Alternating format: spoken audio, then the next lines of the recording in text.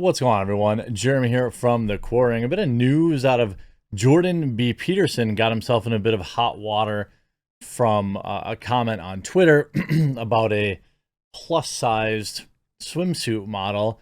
So much so that he was essentially run off Twitter, taking a 3-week break, cracking under the immense backlash.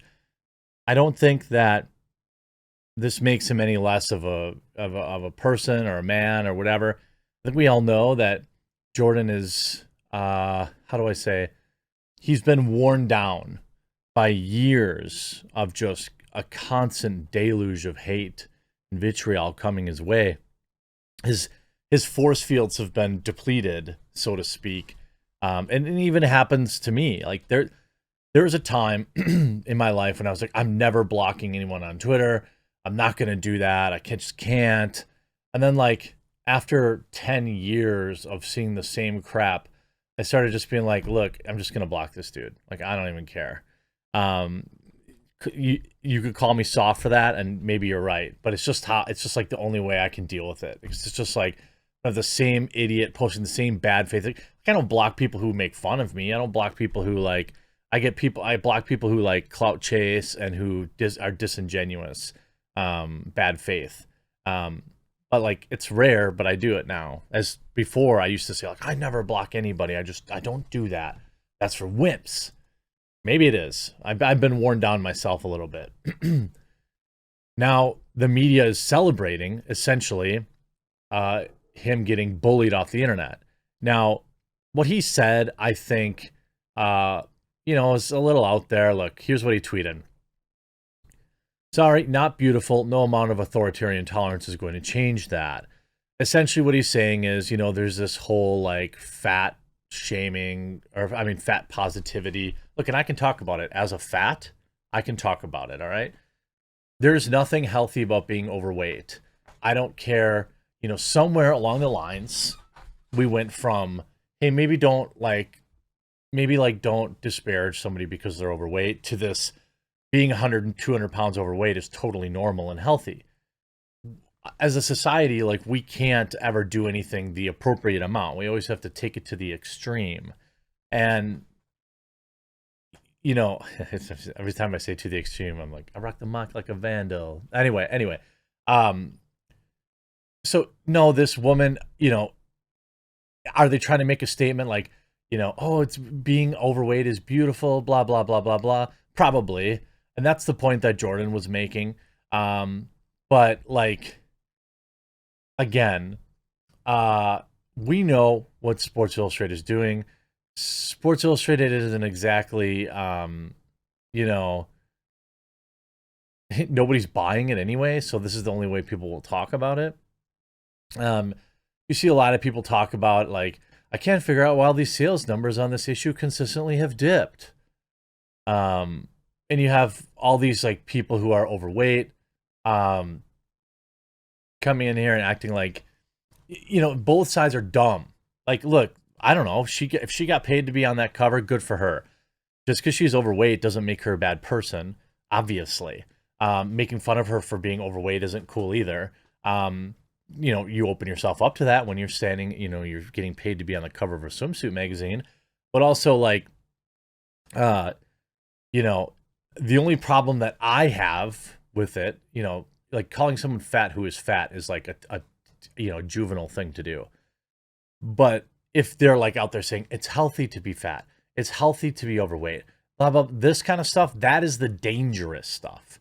And so there's a fine line of like worshiping it a little bit and pretending that it's totally okay to be overweight. I mean, it is okay.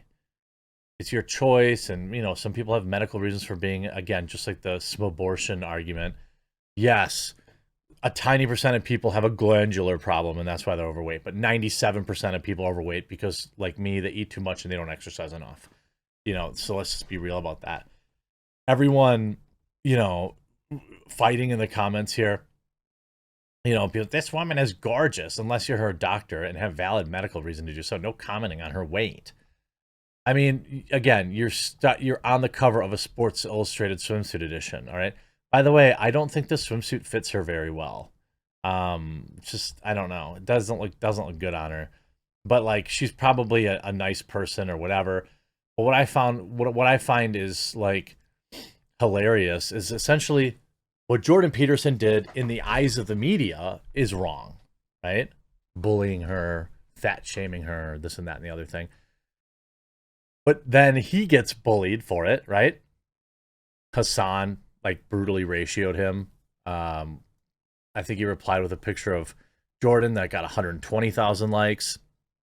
And then celebrated, saying, "Look, no way is this true." You say he responds to him, he ratios him, and then he says Jordan Peterson announces he's departing from Twitter, and then people like Mudahar. I like Mudahar; it's fine.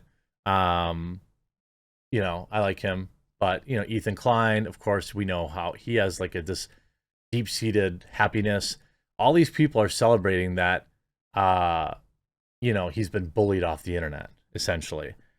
Now, do I think dude can just mute the thread and move on with his life? Yeah, he should have. I just don't think he has the same fortitude that he used to, and I don't think it's reasonable to expect that he would. I do think it's pretty pathetic that all these people are celebrating. The very same people who are outraged that he, quote unquote, bullied this woman are happy to bully him because the left has absolutely no morals. Here you see the Daily Beast. Anti-snowflake Jordan Peterson quits Twitter because he can't hack insults. Or you have The Guardian writing, thin-skinned Jordan Peterson is wrong about everything but right about Twitter. I mean, again, like I don't even like post my videos on Twitter anymore. I use it just to basically garbage post. Like I just don't care about it anymore. Because people on there are so toxic. And like, I'm going on 40. I produce 6-7 videos a day. I just can't take in any more toxicity. Twitter's like a young man's game, or somebody who's like a glutton for punishment. And you see this people that are celebrating it is just sick. Canadian psychologist turned anti-snowflake crusader Jordan Peterson has apparently quit on Twitter because he can't hack the consequences of his own garbage posting on a public platform. Again, the irony is thick here coming from the Daily Beast, who would just as happily champion someone and say that it wasn't fair that everyone was dogpiling them if they agreed with their politics, I don't know. Beauty is in the eye of the beholder.